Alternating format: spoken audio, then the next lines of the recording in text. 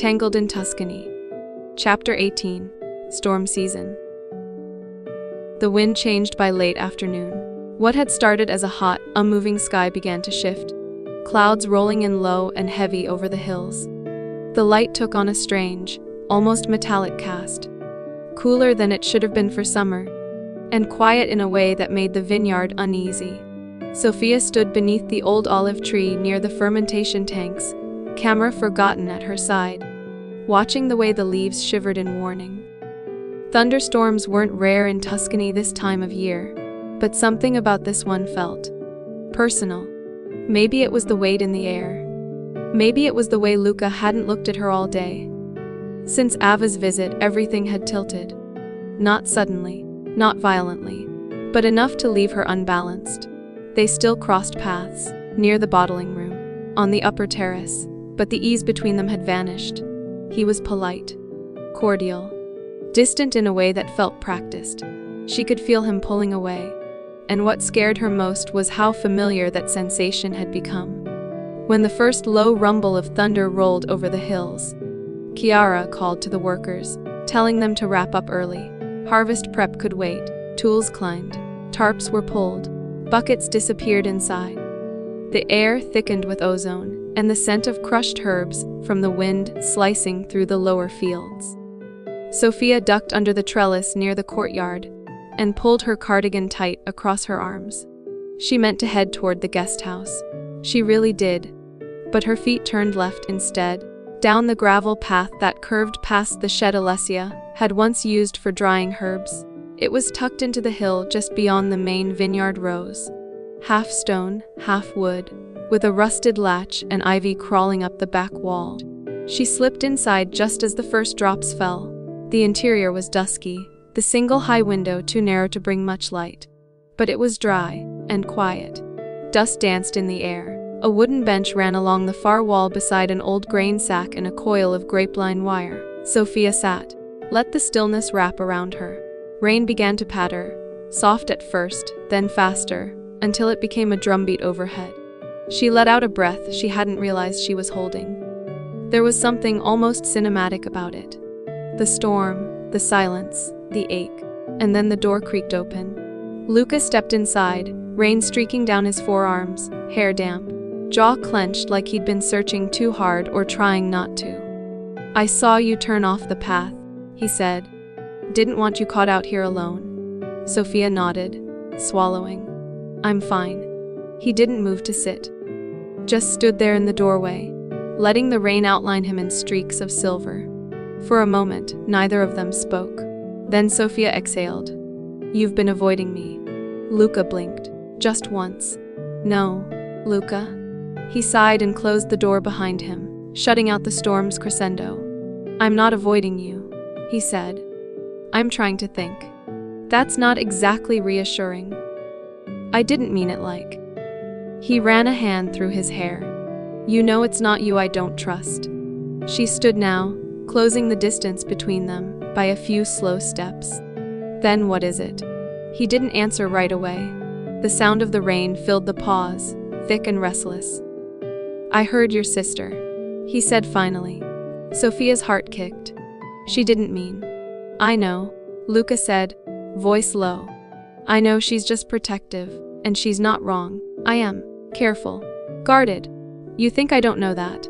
His eyes met hers, storm dark. "I don't know what you see when you look at me." That silenced her. "I've spent years building walls around this place, Sophia," he went on. "Around myself. I thought that was strength. But lately," he stopped, started again. "Lately I'm realizing I don't know how to let someone in without losing myself in the process." Sophia looked at him, really looked, and saw it. The exhaustion beneath the pride, the loneliness beneath the command. "You don't have to choose," she said softly, "between letting someone in and staying whole. That's not what this is." His jaw tightened. "Isn't it?" "No," she said. "It's about trust, about deciding to let someone see the mess and not flinch." A gust of wind slammed into the door. The shed trembled. Luca flinched slightly. Sophia didn't. The silence returned, thicker now, not empty but charged. Luca stepped closer, One slow movement. "I used to think control was the only way to survive," he said. "But with you." He stopped again, as if the words resisted. "I don't know how to be near you without wanting more." Sophia's breath hitched. "Then want it," she said, barely above a whisper. His gaze dropped to her lips, then back to her eyes. He was close enough now that she could see the droplets caught in his lashes. But he didn't touch her. Not yet. She didn't move either. The tension between them was its own weather system, crackling, unbearable, waiting for release. Outside, the storm raged louder. Inside, it was everything they weren't saying. Finally, he stepped back, just enough to break the charge. "Not like this," he said, voice rough. "Not when I'm still sorting through the noise in my own head." Sophia nodded, even though her pulse screamed otherwise. Luca ran a hand along the wall, grounding himself. "Do you remember the first day you got here?" "Of course. You said you were here for stories." Sophia tilted her head. "And you said this wasn't one." He looked at her again. "I think I was wrong." Then the door creaked open behind him. Matteo's voice calling for help with the north slope cover before it flooded. Luca gave her one last look. Then he turned and disappeared into the storm. Sophia stood still, not cold, not lost, but not steady either. Because something had changed in that room. Something unspoken, unfinished, and impossibly alive.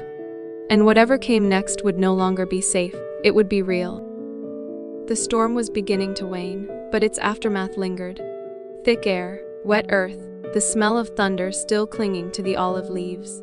Sophia stayed in the tool shed after Luca left, her pulse still skimming just beneath the surface of her skin. Her body ached from the tension, her thoughts spinning with all the things they hadn't said, and the one thing that had nearly happened. She should have followed him. But it was better this way, wasn't it? Space. Breathing room. Time to think. Except all she felt was the echo of the door closing behind him. 10 minutes later, the door opened again. This time, he didn't speak. Luca stepped inside, soaked again, curls dripping onto his collar, shirt half stuck to his chest. His jaw was set, but his eyes were not careful. They were raw. He crossed the room in 3 strides. Sophia barely had time to stand before his mouth was on hers. The kiss wasn't gentle. It wasn't cautious. It was every sharp-edged feeling that had been building for days, poured into the shape of his mouth against hers. Heat bloomed from the center of her chest and unraveled outward, dissolving every rational thought.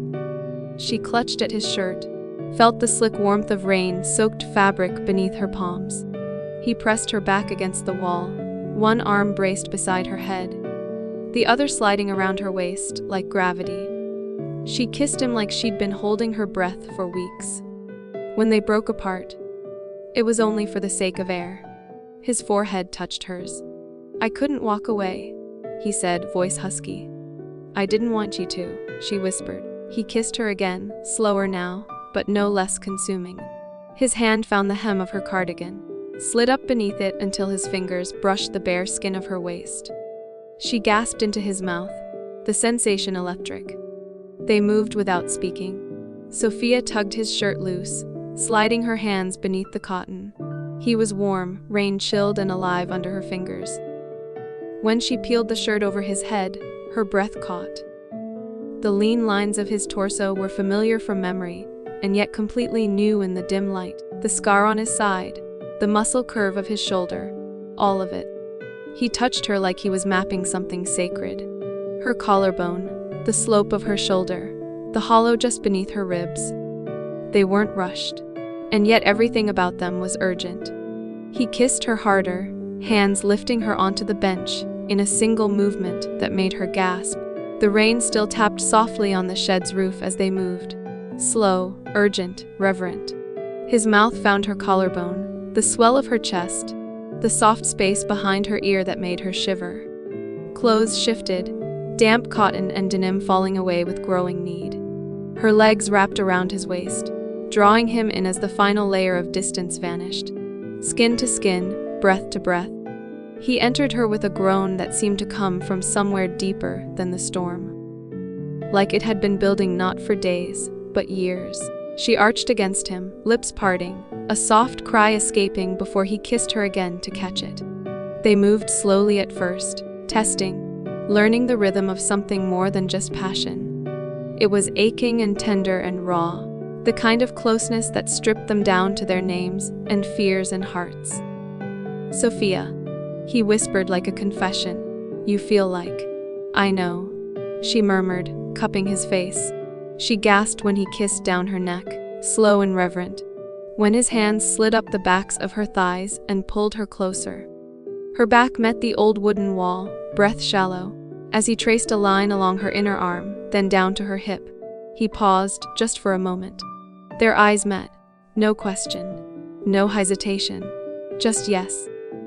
She drew him back to her with a hand at his neck, mouth parting beneath his again.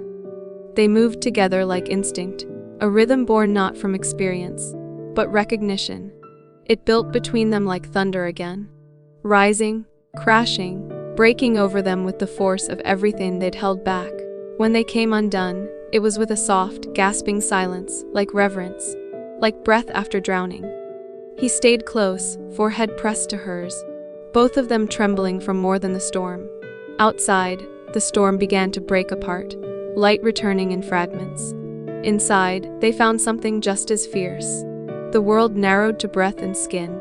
The glide of his mouth over hers, the press of her fingers down his spine. It wasn't flawless. It wasn't choreographed. But it was real, hungry and tender and absolutely theirs. When it crested, it did so like thunder.